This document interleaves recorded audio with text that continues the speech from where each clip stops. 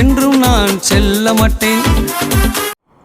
அன்பான தேவ பிள்ளைகளே, My dear beloved children, உங்க வீடு இருளிருந்த வீடாக காணப்படுகிறதா? is your house being filled by darkness? இல்ல உங்க வாழ்க்கை இருண்டு போனதாக காணப்படுகிறீர்களா? Or do your life is filled with darkness?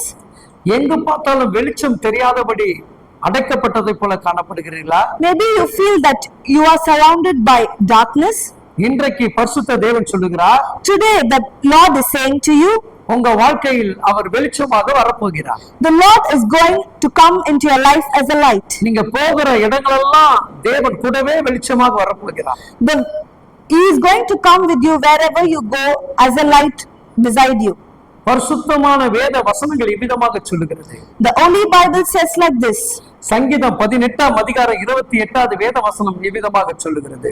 Psalm chapter 18 verse 28 says, தேவரே என் விளக்கை ஏற்றுவீர், என் தேவனாகிய கர்த்தர் என் இருளை வெளிச்சமாக்குவார்.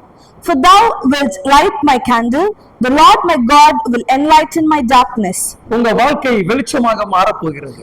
Your life is going to be enlightened. அநேகர் உங்களை பார்த்து சொல்லி இருக்கலாம், Many of them may have said looking at you, உன் வீட்டுக்குள் எப்ப பார்த்த ஏதோ ஒரு இருள் இருக்கிறது என்று சொல்லி இருக்கலாம். your house is filled with darkness. பொருளாதாரம் மேன்மையடைய முடியாத இருளாக காணப்பட்டிருக்கலாம். Maybe your economy cannot be raised. வாழ்க்கையில முன்னேற முடியாத ஒரு இருள் உங்களை ஆளுகை செய்து கொண்டிருக்கலாம். Maybe you are unable to be very good in front of others. சரீரத்தில் வியாதி பலவீனத்தோட என்கிற ஒரு இருள் உங்களை ஆளுகை செய்து கொண்டிருக்கலாம். Maybe you are surrounded by the unhealthiness of darkness.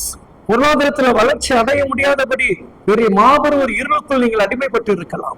Maybe you are being surrounded and bounded by darkness which in your economy. இதோ இயேசு சாமி உனக்கு வெளிச்சமாக வருகிறார். Today the Lord Jesus is coming to you as a light. நானே ஜீவ ஒளி என்று அவனுக்கு வாக்கு கொடுத்திருக்கிறார்.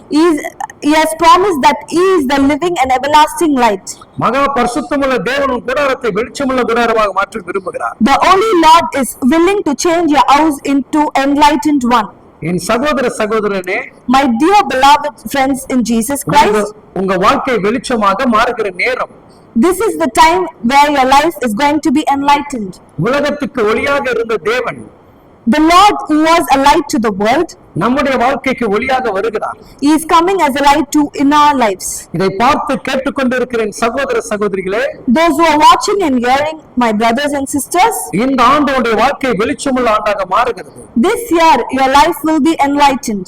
தேவன் வீட்டை ஆசீர்வாதமான விளக்கை ஏற்றி வைக்க விரும்புகிறார். The Lord is going to light up your life with every richness. இன்றைக்கே உங்க வீடு வெளிச்சமுள்ள வீடாக மாறுகிறது. Today itself your house is going to be full of lights. பரிசுத்த தேவன் உங்களை அப்படியே ஆசீர்வதிப்பார். The Holy Lord is going to bless you like this. Amen. Amen.